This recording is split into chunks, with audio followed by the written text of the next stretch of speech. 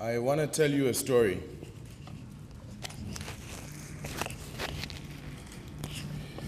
Many years ago,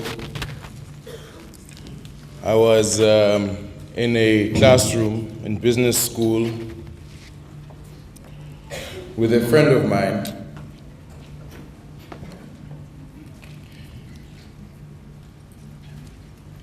And we had struck up a friendship with this chap since the first time, we'd started the course. Now we were 6 months into the course. And we generally agreed on everything. Until one day, the issue of Israel comes up. Then we disagreed with this chap. His name was David. So he was a Jewish chap. We were having a debate in class, and I said, I think what's happening in Israel reminds me a little bit of what was happening in South Africa.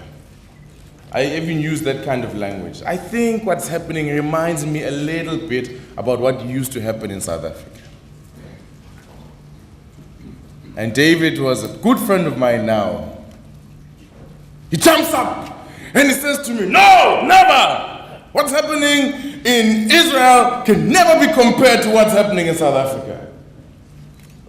I said, "What do you mean?" He said, No, you don't understand. It's too complex. This thing has got a history behind it. Let me tell you." And he sits down with me and he talks to me for 20 minutes trying to explain things.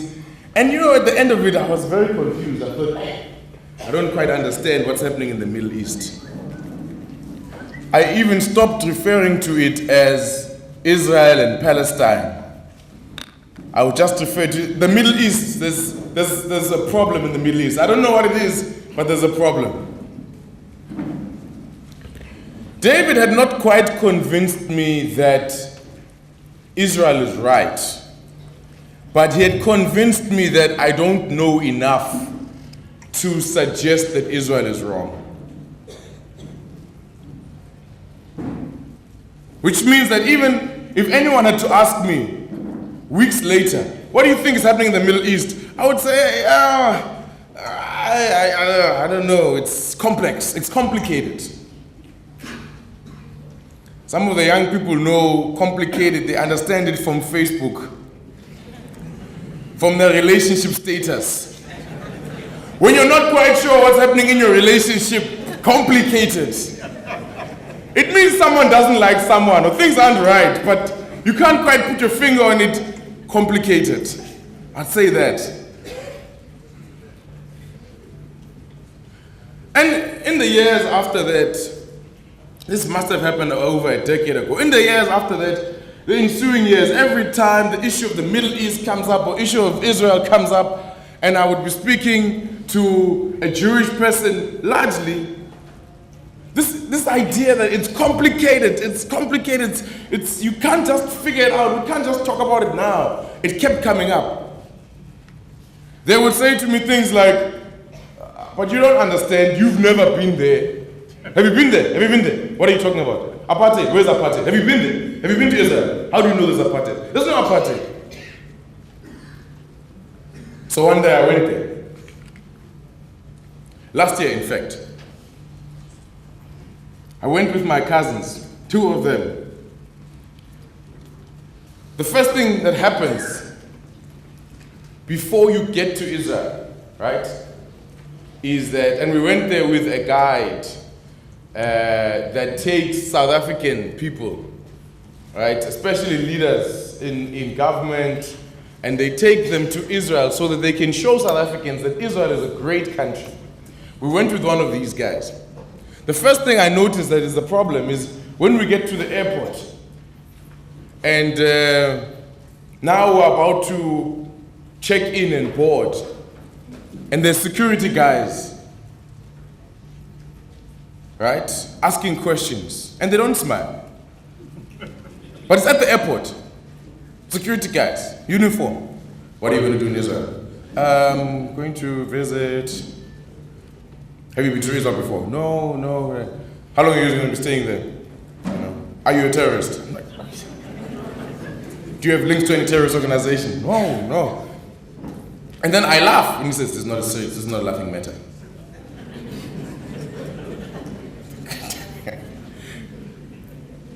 And when we land, we understand, okay, this is what's happening. It's a militarized society. The airport, guys with guns all over. You know, checkpoints, even as you're driving out. I remember this because I'd seen it in other countries where there was oppression, a militarization of the country. But anyway, you don't see much apartheid when you're in Israel. You don't see a lot of it.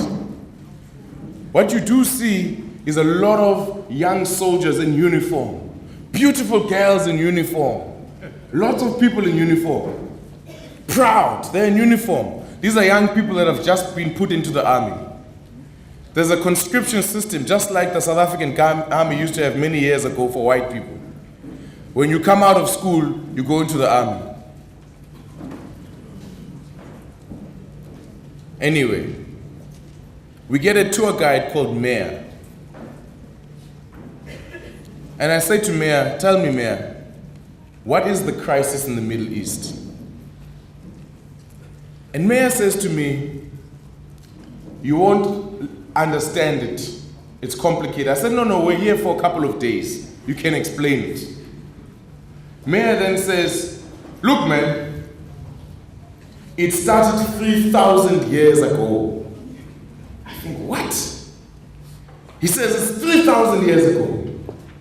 There's Abraham, and Abraham has 2 children. One of them is Isaac, one of them is Ishmael. Ishmael was the first, then there's Isaac, and it started there. And you can see from the Bible and all of these things, this is where the issue of Israel starts. The Jews, as you can see, because of Abraham and the Bible, and because of the Jewish Torah, because the books are so old, they go 3,000 years in the past, it means that this area here was a Jewish area. And he goes down the line through the history of the Bible and all of that, all of these people that you've read about in the Bible. He tells fantastic stories. And then he takes me to Jerusalem. And in Jerusalem, you see all of these different people. You see some Arabs there. You see Palestinians there. They're called Arabs. You see Palestinians, you see Christians, Muslims, you see Jewish people, all in one space. And then they say, you see, there's no apartheid here. But it's a weird thing, because as we go with Mayor up the temple that King Solomon apparently built thousands of years ago, now the temple doesn't exist anymore. Now there's another temple there, and it's a Muslim temple, and then they've got some weird arrangement whereby the Jewish people can't stay too long when they go up there, or whatever the case is. He takes us there, and we meet one of the guards. So now this guy has been telling me for 2 days what's happening in Israel. So then I decide to ask the guard, who's a Palestinian, clearly. He's a Muslim chap. Tell me what's happening. And then he tells me his version. And his version and this guy's version, they contrast so much. And this guy, Mir, actually, because the guard doesn't speak English, so Mir is translating. So Mir, the guy, is telling me what's happening. He's translating. But he's an honest chap, so he translates exactly what this guy is saying. But at some stage, so he listens. And they speak, then he translates, yeah, he says this and that. Yeah, he says this and that. But I can see as he's saying this, he gets worked up. He says this and that. Then these guys get into a fight for 20 minutes. These 2 guys, the Muslim guy and the Jewish guy, argue in front of us. And the whole time that this argument is happening, our guide keeps translating. So what we're fighting about now is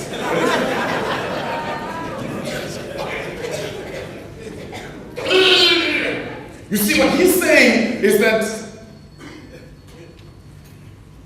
interesting concepts. These guys are fighting about a history, something neither of them are quite sure of. They've both read this thing in the Bible. Now, because Judaism is ostensibly older than Islam, Mir thinks he has the upper hand. Right? He says, who was here first? Who was here first? Which one was here first? Were the Jews here first? Or was Islam first? Where was Islam? How old is Islam? You know what the guy says? He says, Islam has always been there. Except it used to be in heaven. After Muhammad, it was on earth.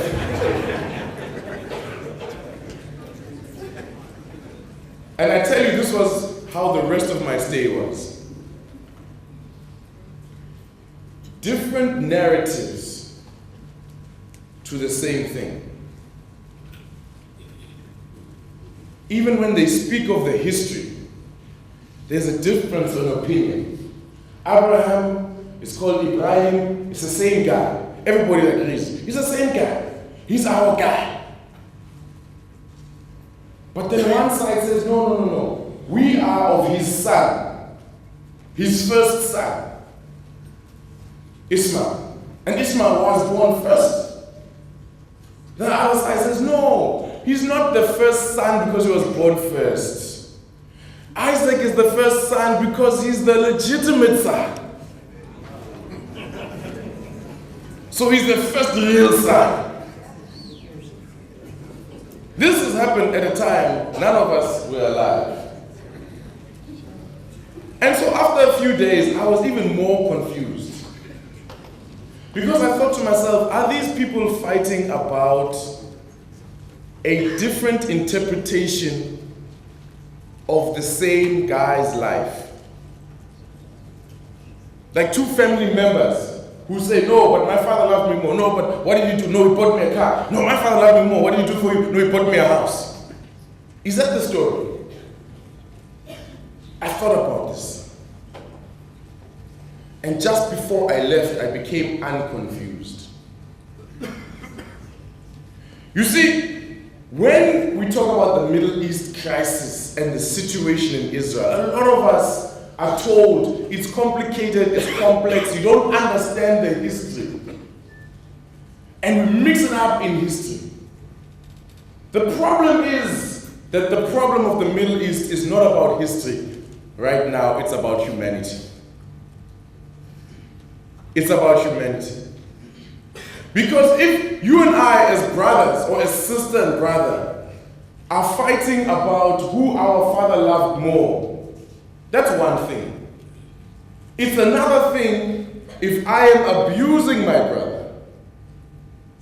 If I am trying to oppress my brother and using the excuse that my father loved me more. Then it's not about my father. Now it's about me and my actions. So when they say to us, you don't understand the history, this thing is deep, it goes back 3,000 years ago, it's a lie! It's not about 3,000 years ago. I don't know what happened. And quite frankly, I don't care. I do care about the fact that because of the difference in brothers 3,000 years ago, one side now says to another, you were born on that side of the fence. You will not have the same rights that we have. Because you were born a little bit different from me, you will not have the same rights. Does that not sound familiar to you, South Africans? Because you were born looking a little bit different, you cannot have the same rights that I have. Does that not remind you of something, South Africans? That is not about history. It did not matter how many times the Boers told themselves that they were given this land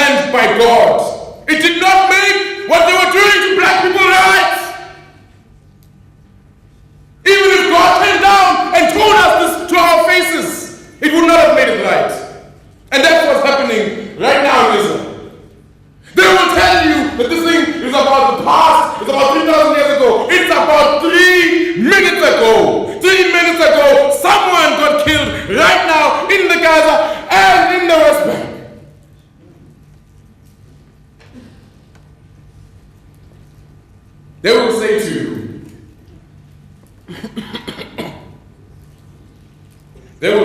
you don't understand. But all that they're trying to do is confuse us like a snake charmer. Using different forms of media, they tell us different stories. They will tell different narratives and they will say, look at Hamas, the terrorist organization. It's the same as a terrorist organization called ISIS or other terrorist organizations. Then they'll say, because it's a terrorist organization, what is being done to the Palestinian Israelis? They will not tell you that when I was a child, there was no Hamas. And what was being done to the Palestinians today was being done then. The terrorist organization then was called PLO, which is now called Fatah. The other terrorist organization then was something called ANC, which is now the ruling party of South Africa.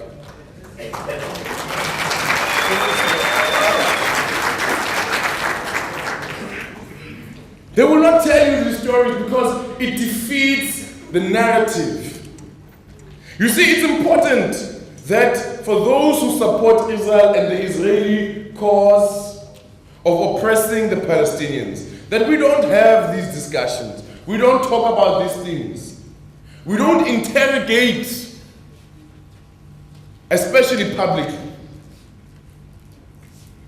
It's very important that we don't have these discussions and we walk away feeling confused about what's happening in the Middle East. Because if we feel confused, we will not speak out against what's happening in Israel. So what I would like us to do is clear this thing up. There should be no confusion. The Israeli state has something called the right of return for Jewish people. Any Jewish person anywhere in the world has got the right to return to their motherland, Israel, and they can stay there and be taken care of. The problem with a right is that it should be universal. If any person who is born Jewish can return by right to their homeland, why can no Palestinian also return by right to their homeland?